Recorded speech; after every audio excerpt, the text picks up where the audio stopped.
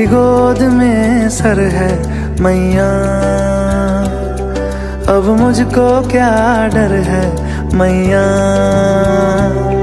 तेरी गोद में सर है मैया, अब मुझको क्या डर है मैया। दुनिया नजरें फेरे तो फेरे, दुनिया नजरें फेरे तो फेरे, मुझ पे तेरी नजर है मैया। तेरी गोद में सर है मैया, अब मुझको क्या डर है मैया। मैया तेरी जय जयकार, मैया तेरी जय जयकार, मैया तेरी जय जयकार, मैया तेरी जय जयकार।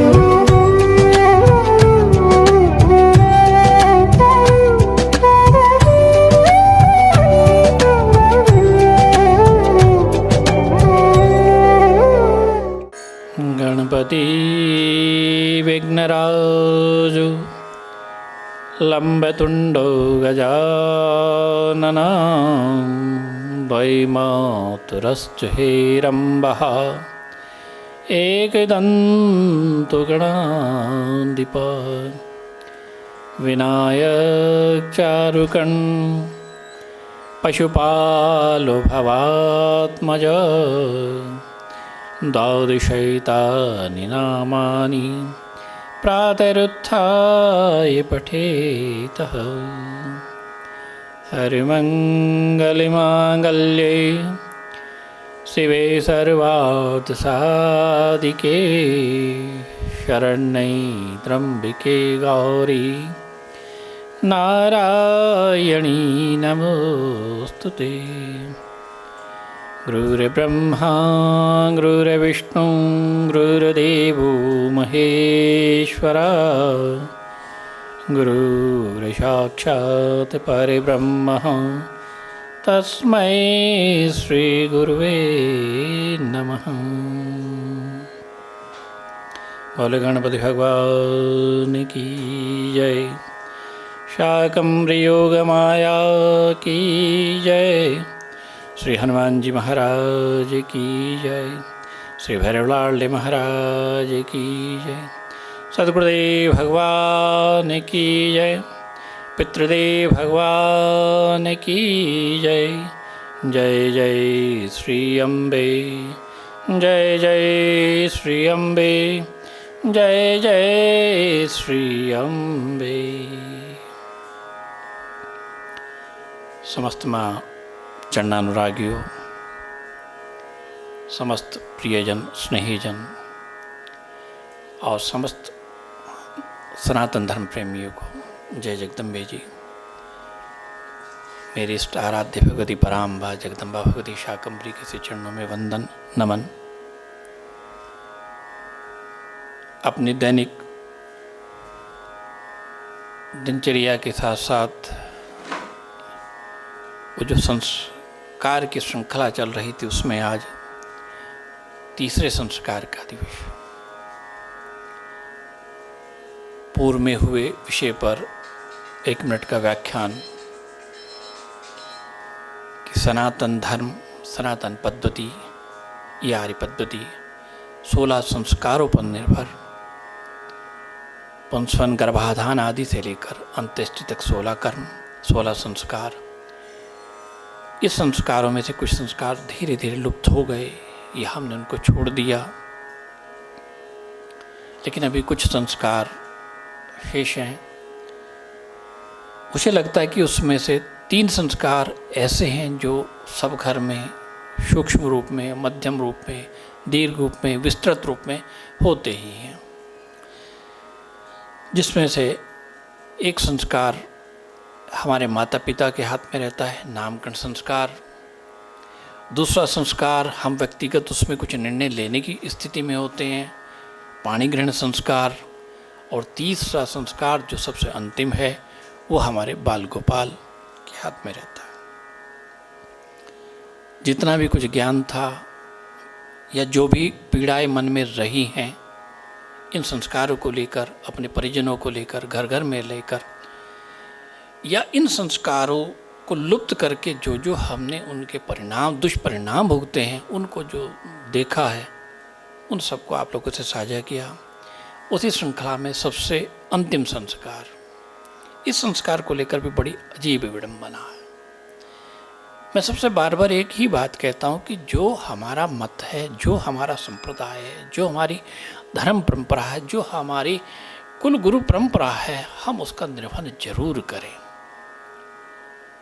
अगर हम सनातन धर्म के मतावलंबी हैं, सनातन धर्म को मानने वाले हैं, तो हमें कम से कम उस परंपरा का निर्वहन पूर्ण रूप से करना चाहिए।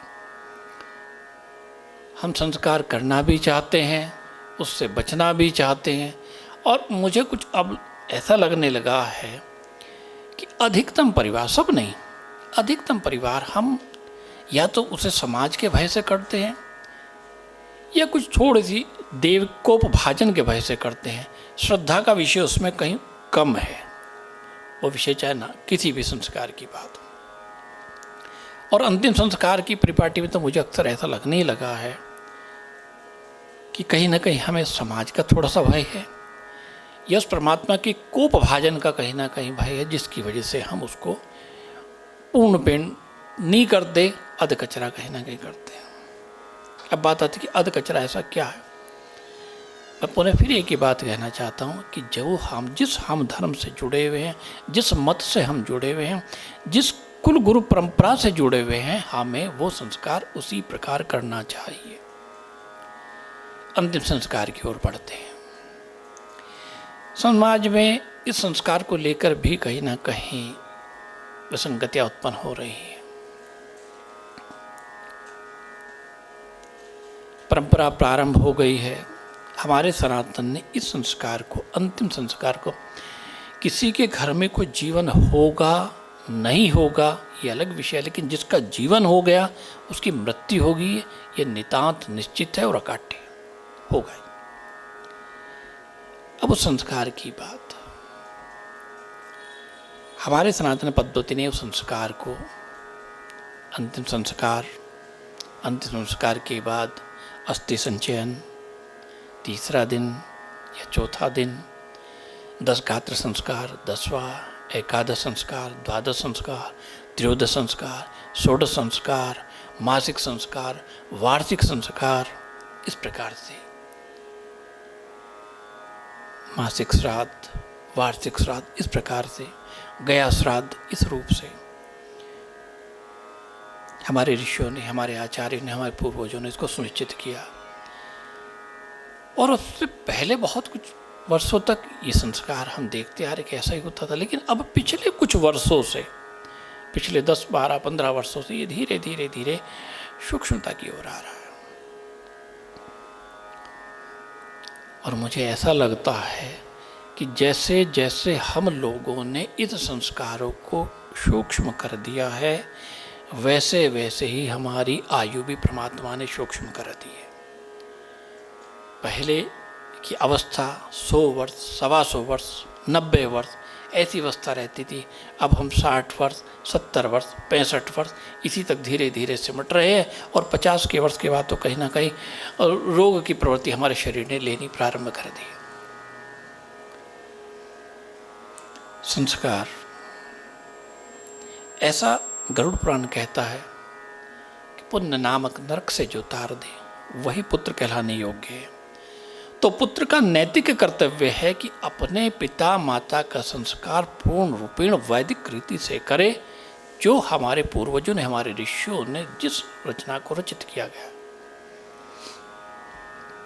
संस्कार के बाद अस्थि संचयन उसी समय में करे जो गरुड़ पुराण कहता है।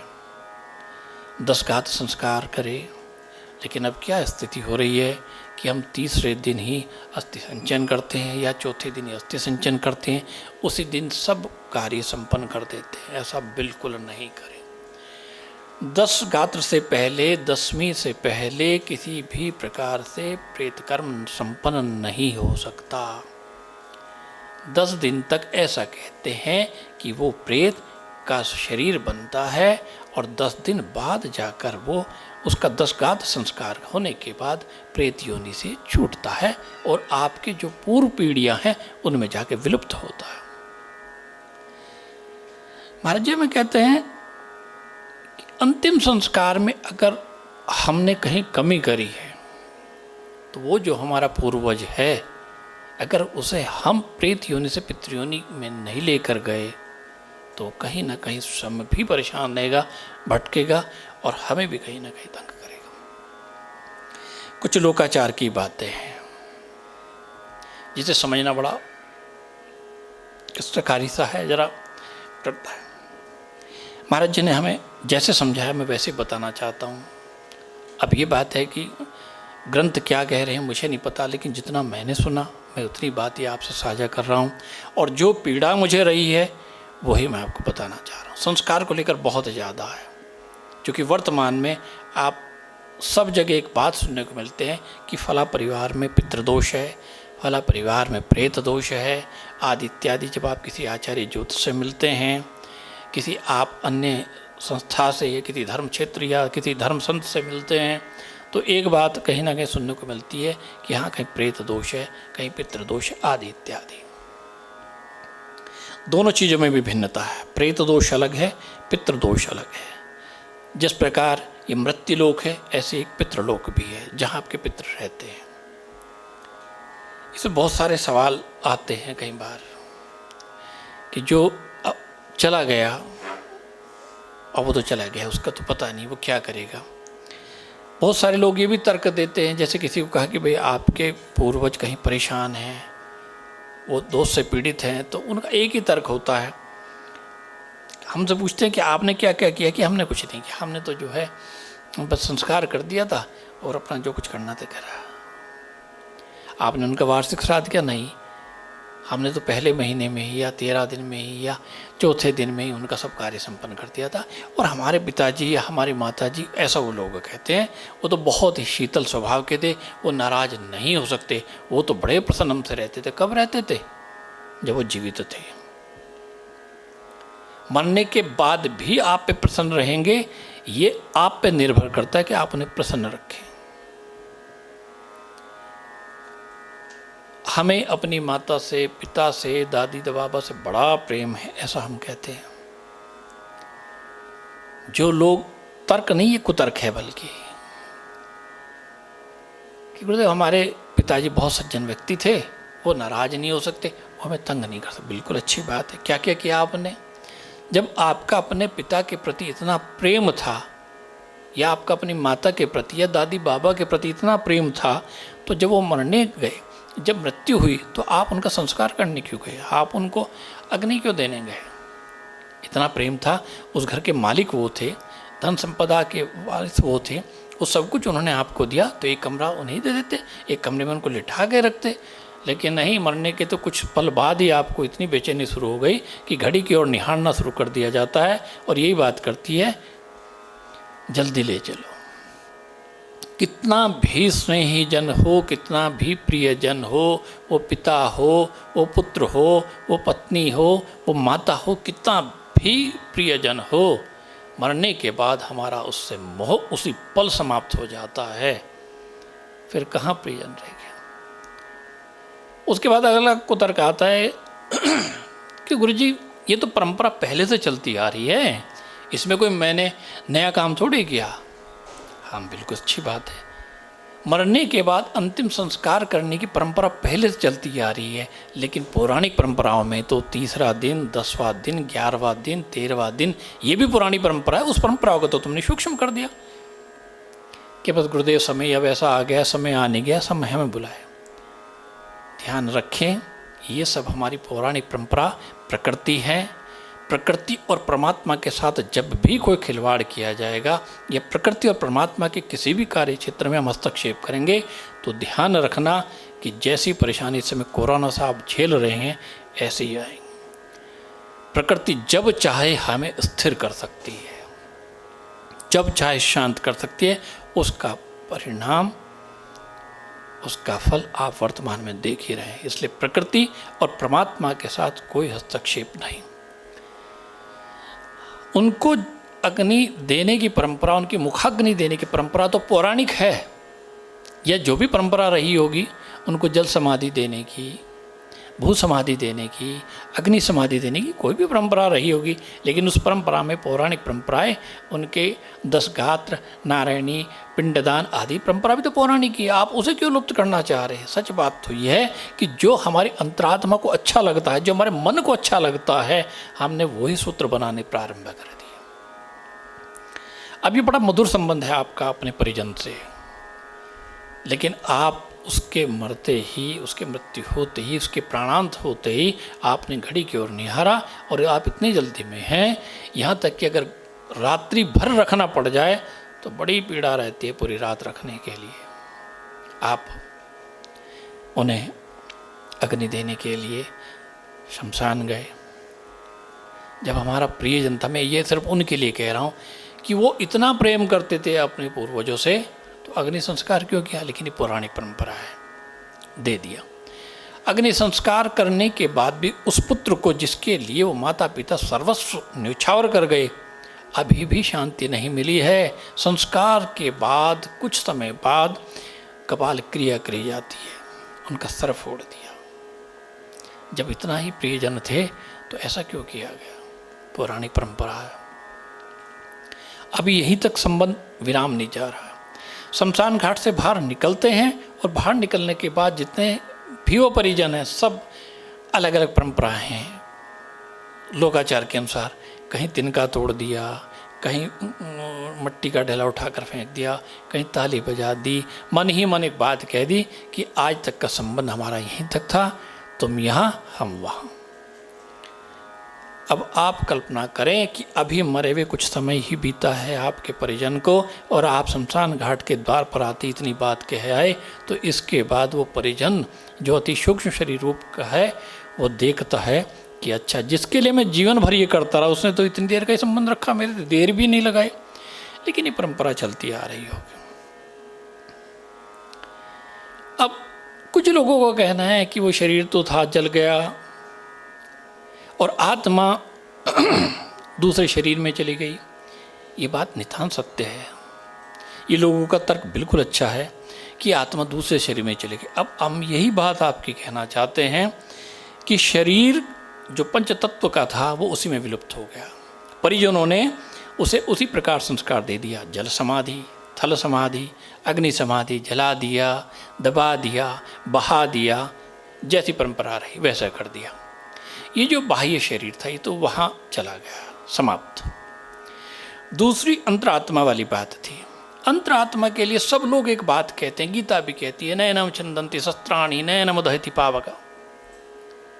हम सब भी जानते हैं, हमें भी यही बात सिखाई गई कि आत्मा न जलती है, न कटती है, न डूबती है, न बहती है, न मरती है, जागृत है, चेतन है। और एक शरीर से निकलते ही परमात्मा उसके कर्म रूप दूसरे शरीर में उसको प्रवेश करा देता।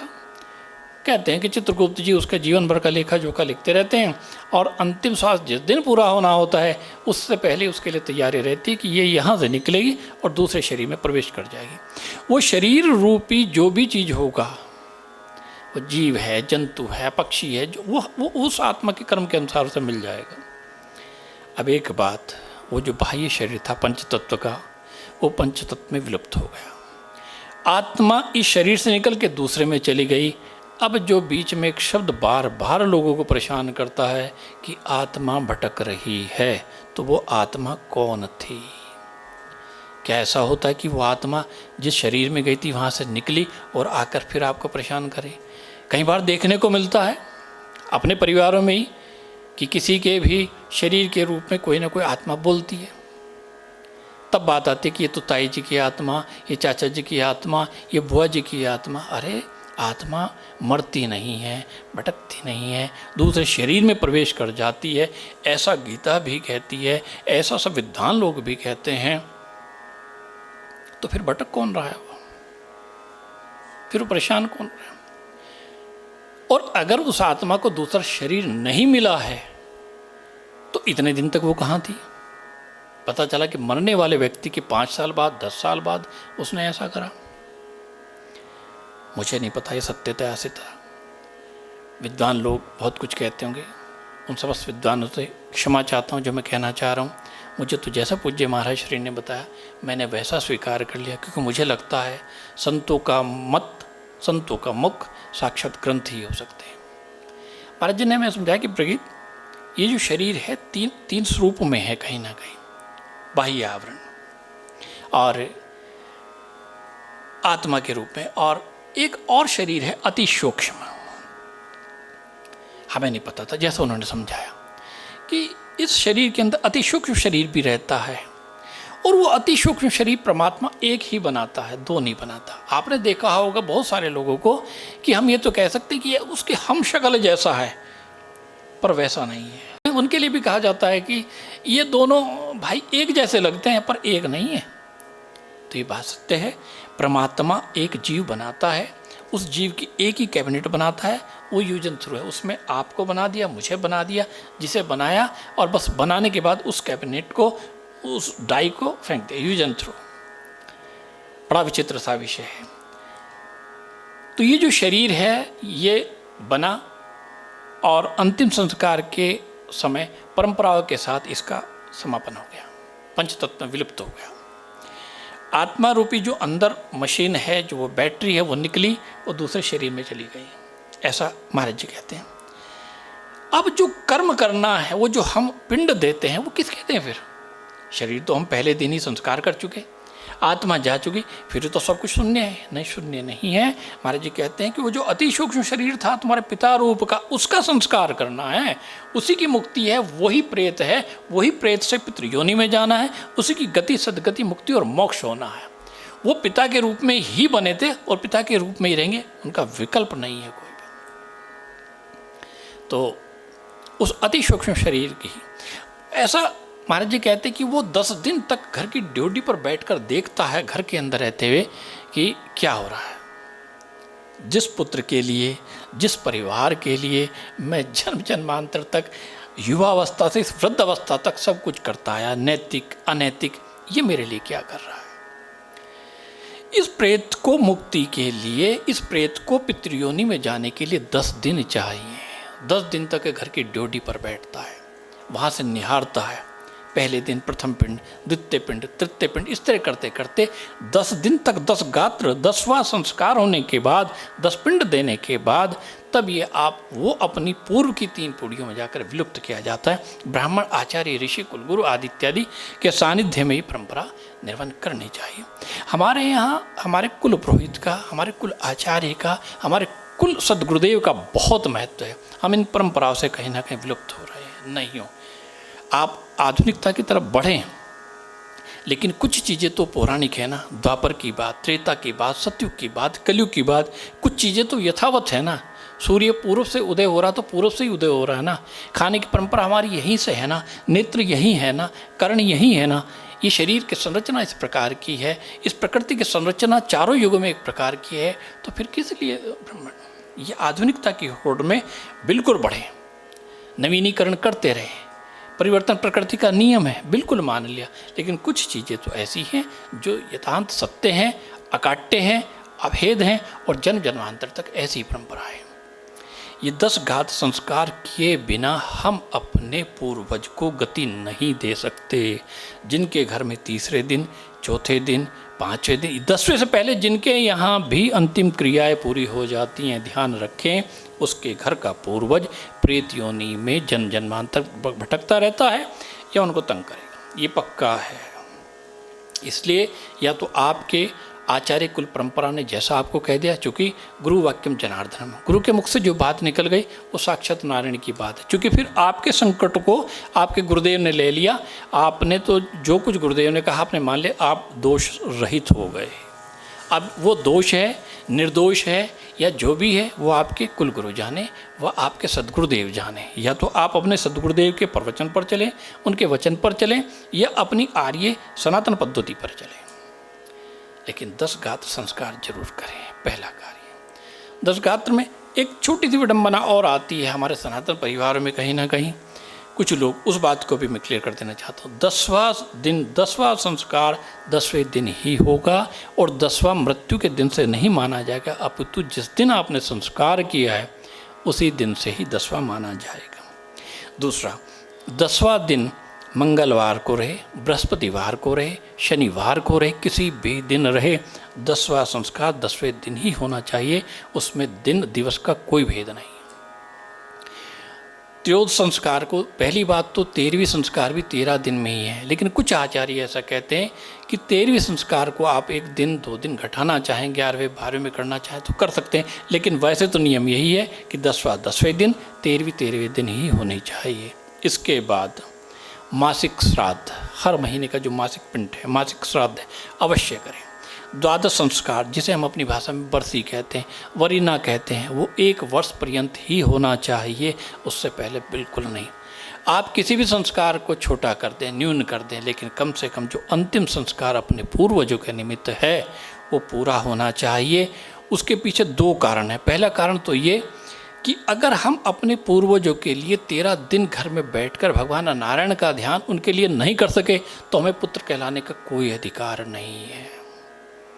ये हम अपने पूर्वजों के लिए कहीं ना कहीं अभिशाप के रूप में उनके घर में आ गए कि उन्होंने हमें जन्म दिया भगवत कृपा से और हम उनके कर्म को भी पूरा नहीं कर सके। दूसरा, गरुड़ पुराण भी कहता है, पुण्य नामक नरक से जो तारे वही पुत्र कहलाता है।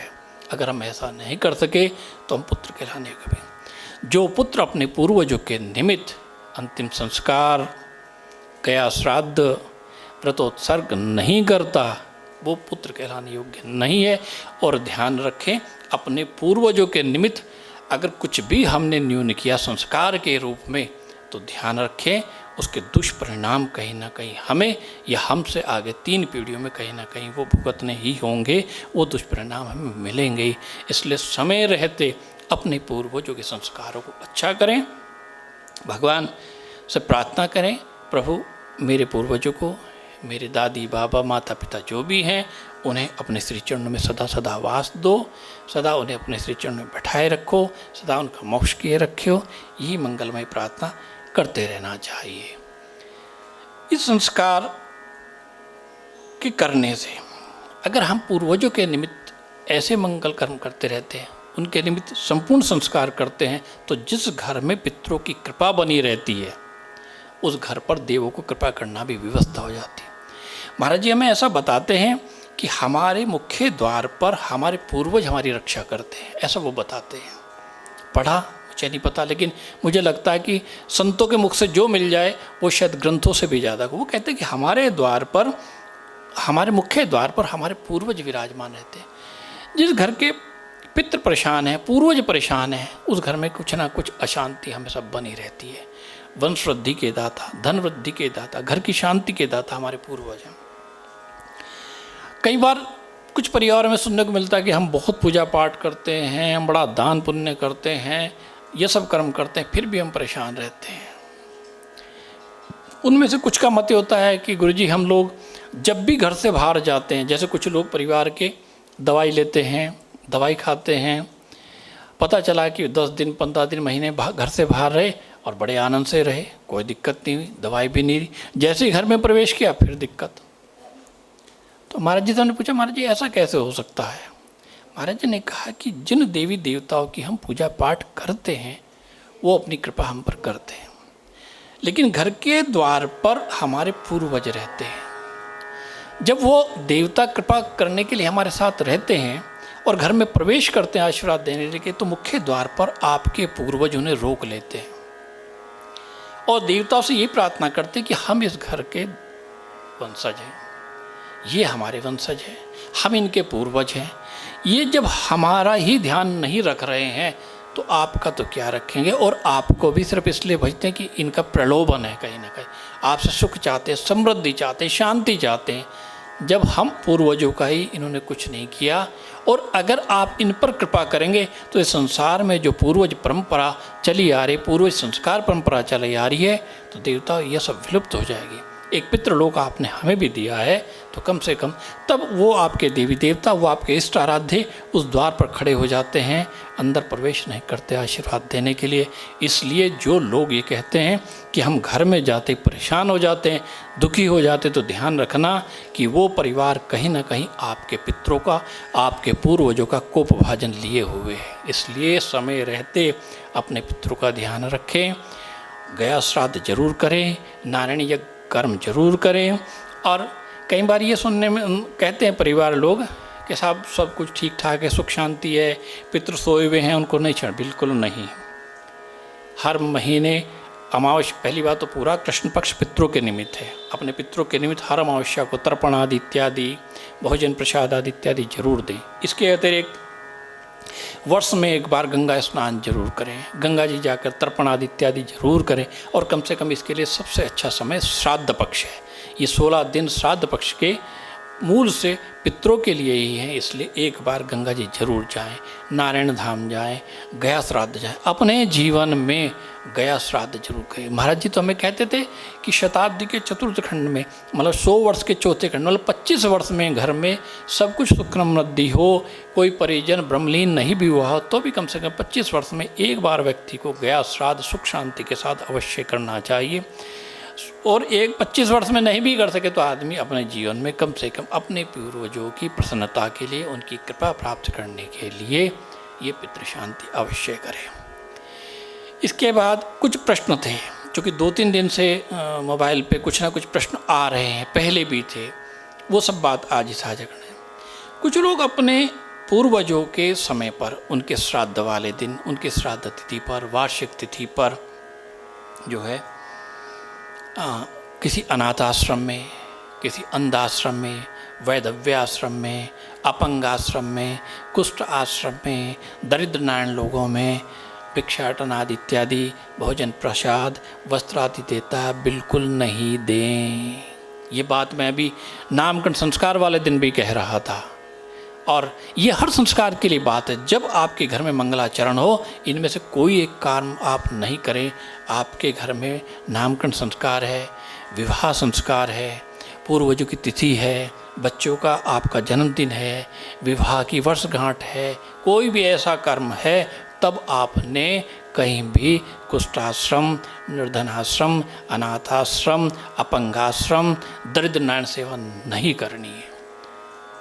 क्यों नहीं करनी? ऐसा करने से पितरों को गति नहीं मिलती, करनी है। लेकिन कब? इस वाले कर्म में तो आप अपने आचार्य को ही आमंत्रित करें, अपने कुलपुरोहित को ही आमंत्रित करें, गौशाला में जाएं, गौ सेवा करें। और विशेष रूप से पितरों के कर्म में आपके ध्यानों का बड़ा महत्व है, बेटी दामाद का नहीं। बेटी दामाद का बिल्कुल नहीं। हम बेटी दामाद को ही ध्यान मानते, बिल्कुल नहीं। बेटी दामाद नहीं, बेटी दामाद के जो बेटी के ससुर जो हैं, सास ससुर, वो सबसे ज़्यादा पूजनीय है। बेटी के जो बालक हैं, नाती हमारे, वो सबसे ज़्यादा पूजनीय है। बुआएं, फूफा, ये पूजनीय है, ये वंदनीय है। घर में कोई भी पितृकर्म हो, कोई भी पूर्वजों का कर्म हो, इनको जरूर से सम्मान आमंत्रित करें। अपने आचार्य को तो बुलाएं, अपने पुरोहित को तो बुलाएं, लेकिन साथ में बेटी के सास ससुर, बेटी के बाल गोपाल, बेटी दामाद को भी आमंत्रित बिल्कुल नहीं करें। बेटी के सास ससुर को, बेटी के बाल गोपाल को, आपकी जो बुआ जी हैं, फूफा जी हैं, जो आपके इस प्रकार के मान सम्मान ध्याने हैं, उन्हें जरूर आमंत्रित करें, ससम्मान आमंत्रित करें। और एक बात और ध्यान रखें, जिन लोगों के घर में पितृदोष नहीं भी है, जो इनका अपमान करता है, अपने भांजों का, बेटी के बच्चों का, विशेष रूप से बेटी के सास ससुर का जो अपमान करता है, उसके घर के अंदर अगर पितृदोष नहीं भी है तो भी पितृदोष जन्म ले लेता है। इसलिए चाहकर भी कोई वाद संवाद हो गया हो आपका अपने बेटी के सास ससुर से, तो कोई बात नहीं, अपने मुख को शांत रखें, वाणी को शांत रखें, अपने मन से भी कोई अपशब्द न कहें, शांत हो जाएं। आप उनका सामना ही ना करें। आप उन्हें नहीं आमंत्रित करना चाहते न करें, लेकिन किसी प्रकार का कोई अपमान उनका ना करें, जो कि ना चाहते भी आपके यहाँ पितृदोष हो जाए। अब बात आती है कि फिर ये दरिद्र नारायण सेवा क्यों लिखी गई? हाँ, बिल्कुल लिखी गई है। जब आप अपने पूर्वजों का सब कर्म कर लें, आपके आचार्य आदि इत्यादि ब्रह्म भोज करके चले जाएं, सब कर्म संपन्न हो जाए, उसके बाद जो शेषांत भोजन प्रसाद बचे वो आप दरिद्र नारायण में वितरण करें। आपने महाराज जी से पूछा, महाराज जी ग्रंथों में लिखा हुआ है कि दरिद्र नारायण सेवा होनी चाहिए, इस तरह के मंगल उत्सव में दरिद्र नारायण सेवा करनी चाहिए। बोले कि लिखा हुआ है, लेकिन कहीं कुछ अधकचरी बातें भी लिखी हुई है। सबसे पहला भोजन प्रसाद आपके सदगुरुदेव के लिए है। सबसे पहला भोजन प्रसाद आपके कुल पुरोहित का है, आपके कुल आचार्य का, आपके ध्यानों का है, आपके घर में रहने वाली गौ का, ये गौशाला का है। ये भोजन प्रसाद सबसे पहला है। उसके बाद जब सब लोग इनसे आप निवृत्त हो जाएं, तब आप जो है दरिद्र नारायण सेवा में लगे। प्रारंभ दरिद्र नारायण से नहीं हो। अगर आपने पहली प्रारंभता इनसे रखी तो ध्यान रखना कि आपके घर में इन्हीं चीज़ों का प्रवेश होना है। जिस चीज़ से आप प्रारंभ करेंगे वही चीज़ आपके घर में प्रवेश हो करे। अगर आप चाहते हैं आपके घर में वैभवता रहे, सुख रहे, समृद्धि रहे, शांति रहे, पितरों का आशीर्वाद बना रहे, तो आप अपने ध्यानों को, अपने कुलगुरु को, अपने कुलाचार्य को, अपने कुल पुरोहित को बुलाएं। दूसरा, भोजन प्रसाद पितरों के लिए। अन्य में तो लिखा गया है कि जिन आचार्य को आपने संकल्प कर दिया, वर्ण कर दिया, उनका सम्मान ही करें। लेकिन पितृपक्ष के लिए लिखा गया है कि जिन ब्राह्मण के प्रति आपकी आस्था नहीं बन रही हो तो मत बुलाएं, और अगर आमंत्रित कर लिया तो उनके बारे में कोई शंका विचार नहीं करें। पितृ पूजन के लिए जरूर लिखा है कि ब्राह्मण का चुनाव आप कर सकते हैं, करना चाहिए। बाकी तो मानस तो कहती है कि विप्र पूज्य शील गुण होना। ब्राह्मण कुल का हर व्यक्ति पूजनीय और वंदनीय है, वो कैसा भी है, शीलवान है, गुणवान है, जैसा भी है। लेकिन पितरों के कर्म में तो स्पष्ट लिखा गया है कि कम से कम उसमें विचार कर लें, और अगर आपने आमंत्रित कर ही लिया है तो फिर बड़े मन से आप उनका वैदिक पूजन करें, बड़े मन से उनको दान दक्षिणा आदि देकर प्रसन्न चित्त कर कर भेजें। और भोजन प्रसाद पर जब आमंत्रित तो पितरों के कर्म में विशेष ध्यान रखें। न तो आए हुए ब्राह्मण अतिथि से आप उनसे रसास्वादन के बारे में पूछें कि महाराज जी भोजन कैसा बना है, अच्छा बना है, नहीं बना है। आप उनकी चौकी के पास ही वो शक्कर, वो चीनी, वो नमक, वो लवण, वो मिर्च आदि पहले से सुसज्जित कर दें। कम होगा तो भी, ज़्यादा होगा तो भी पूछना नहीं है। जैसा बन गया भगवान की कृपा कर, कम से कम पितरों की पूजा में। अन्य मंगल कर्म हो रहा है तो आप 1000 बार आचार्य से, गुरुदेव से पूछें, उनको विधिवत पहले दिन आमंत्रित करें और इस कर्म को करें। ध्यान रखें, जिस घर पर पितरों की कृपा है उस घर पर दसों दिशा से सब देवी देवता अपनी कृपा बरसाते हैं। अपनी दैनिक दिनचर्या में भी आपको अपने इष्ट आराध्य का ध्यान करना चाहिए, अपने गुरुदेव का ध्यान करना चाहिए, अपने पितरों का ध्यान करना चाहिए। जिस घर पर पितृ की कृपा नहीं है वहाँ अन्य देव चाहकर भी घर में कृपा नहीं कर सकते। बाहर तो कर देंगे लेकिन आपके घर में नहीं करेंगे। इसलिए बार बार ये वेदना बहुत समय से मन में रहती थी, बड़ी परेशानी मन में रहती थी। बार बार हम देखते थे कुछ लोग चौथे पर ही, कुछ लोग 10 दिन पर ही, 10वें वाले दिन ही संस्कार पूरा कर देते हैं। दूसरी बात, कुछ लोगों के तर्क क्या होते थे, बोले गुरुजी बच्चों को छुट्टी नहीं मिल पाएगी, वो मासी, वो मामा जी, वो बहन नहीं आ पाएगी, कोई मतलब नहीं, जो आ जाए बहुत अच्छी बात, जो नहीं आ पा रहा है कोई बात नहीं। लेकिन आप अपने पूर्वजों का संस्कार पूर्ण वैदिक रीति से या अपने कुल गुरु की परंपरा के अनुसार या अपने कुल गुरु के आदेश के अनुसार ही करें। जैसा वो कहें, जिस तरह वो चाहें ऐसा करें। ये कुछ मेरे मन की परेशानियां थी जो मैं सबसे साझा करना चाहता था। बहुत समय से इसमें मैं परेशान था कि कैसे कहूँ। घर घर जाकर देखते थे और कहीं भी कुछ बोलने का विषय भी होता है तो भाई मैं कोई वक्ता भी नहीं हूँ, कोई संकीर्तन आदि, मतलब ये सब चीज़ें मुझे नहीं आती। बस ये मेरे मन की परेशानी थी। अब अच्छे से बुरे से जैसे भी थी आपके बीच रखी हैं, आपको कही हैं।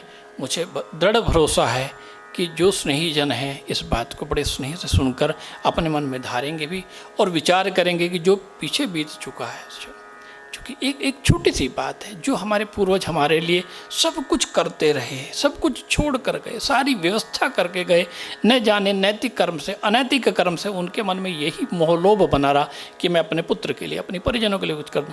क्या हम उनके लिए 13 दिन घर में बैठकर भगवान नारायण का स्मरण नहीं कर सकते? और अगर हम अपने पूर्वजों के लिए इतना भी नहीं कर सकते तो फिर हमारे लिए डूब मरने की बात है। अगर हम अपने पिता के लिए, अपने माता के लिए, अपने परिजनों के लिए, अपने पूर्वजों के लिए अगर कुछ समय नहीं दे सके, जिन्होंने सर्वस्व हमारे लिए किया और हमारे लिए छोड़ कर चले गए।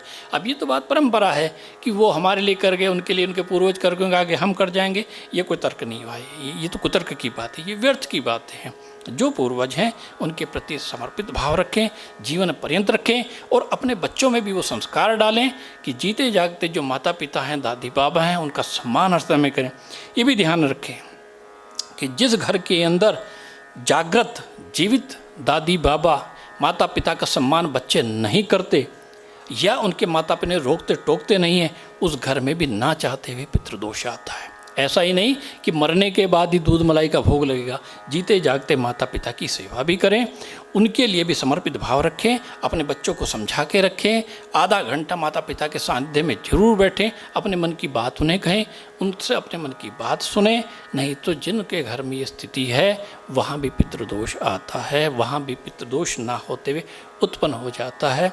अपनी बात को अंतिमता की ओर ले जाते हुए, वाणी को विराम देते हुए बस इतना ही कहना चाहूँगा अपने स्नेहीजनों से, अपने निकटस्थ जनों से, अपने शिष्य परंपरा से जुड़े हुए माँ जगदम्बा कुटुंब के समस्त चरणानुरागियों से कि इस बात को आत्मसात करें और अपने पूर्वजों के प्रति समर्पित भाव रखें, घर में रहने वाले बड़े बुजुर्गों के प्रति समर्पित भाव रखें, आने वाले अतिथियों के प्रति समर्पित भाव रखें। इन्हीं मंगल कामनाओं के साथ भगवती आपके घर में सकल कामना की सिद्धि दे, आपके समस्त पूर्वजों को भगवान श्री नारायण के चरणों में स्थान दे, आपके घर में जो बड़े बुजुर्ग हैं उनके प्रति सम्मान रहे, उनका आशीर्वाद आप पर बना रहे। और इसी श्रृंखला में अपने प्रियवर श्री पंकज अरोड़ा जी, आराधना चैनल को भी साधुवाद, इस परिवार को भी मंगल कामनाएं, जिनका विशेष प्रेम और आग्रह रहा इस मंच पर आने के लिए मैं कोटि कोटि साधुवाद। इस परिवार के समस्त मातृशक्ति आदि इत्यादि को भी और अपने समस्त शिष्य परिवार को और संपूर्ण जग के कल्याण के लिए भगवती पराम्ब से प्रार्थना। वाणी को यहीं विराम, शब्दों में कहीं त्रुटि हो गई क्षमा याचना। जय जगदम्बे जी, जय जगदम्बे जी, जय जगदम्बे जी।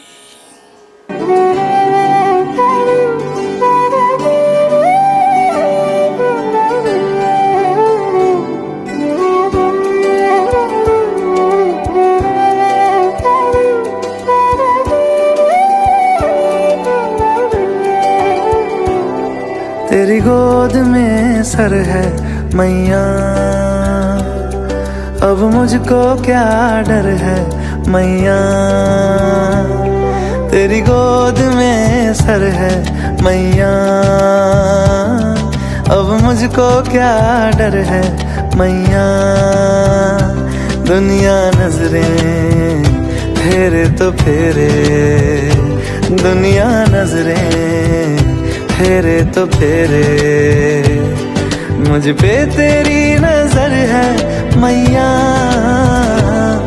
तेरी गोद में सर है मैया, अब मुझको क्या डर है मैया।